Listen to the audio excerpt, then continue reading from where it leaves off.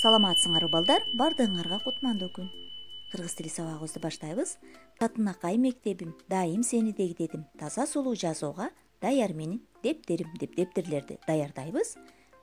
Бүгүнкү сабактын темасы орус тилинен кирген сөздөр.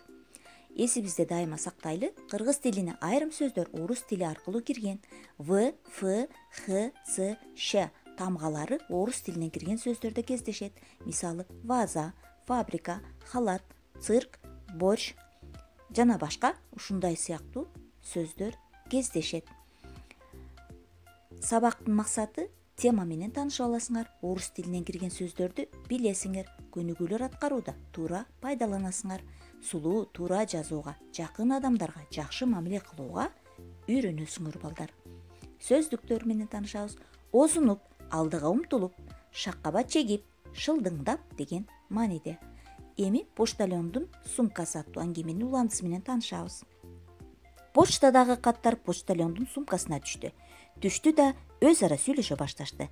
Каттардын ар бири өздөрүнүн ички сырларын, кандай жаңылык алып бара жаткандыктарын айтууга озунуп жатышты. Мен Васянын ата-энесине жакшы кабар алып бара жатам. Анткени анын окуусу жана жүрүш турушу абдан жакшы экендиги жөнүндө мугалими жазыптыр, деди бир кат. Мен бара турган жигит да аябай кубанат, бирок ал бул акчаны бат эле майда чүйдөгө сарптап түгөтөт. Апасы ал акчаны жылуу байпак, свитер, пальто, шапка сатып ал деп жөнөткөн. Апасы ал акчаны кыйналып фабрикада иштеп тапканын билсе да, билмексен болот, деди дагы бир кат. Ал эми Колянын конвертиндеги кат унчуккан жок. Акыры ал кат Харьковго келди.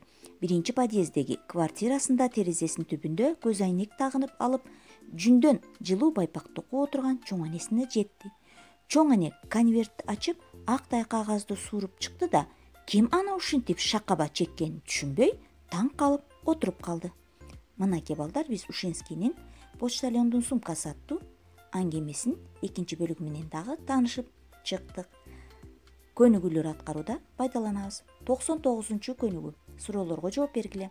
Почтальондун сумкасына түшкөн каттар эмне жөнүндө сүйлөшүштү? Васянын ата-энеси эмне үчүн кубанат? Апасы уулуна эмне үчүн акча салды? Акчаны кантип тапты эле? Чоң эне катты ачып эмне үчүн таң калды? Суроолорго жооп беребиз. 100-чү көнүгүүдө почтальондун сумкасы аттуу аңгемеден пайдаланып тексттин орус тилинен кирген сөздөрдү таап, көчүрүп жазгыла, маанисин айтып бергиле. 101-чи көнүгүүдө сүрөттөн көргөнүңөрдү жазгыла. Канча тамга, канча тыбыштан куралган, аларга сүйлөм түзгүлө дейт. Аткарабыз балдар. Тапшырма 102-чи көнүгүү. Орус тилинен кирген сөздөрдөн 10ду жазгыла. Анда эмесе балдар, саламатта калгыла.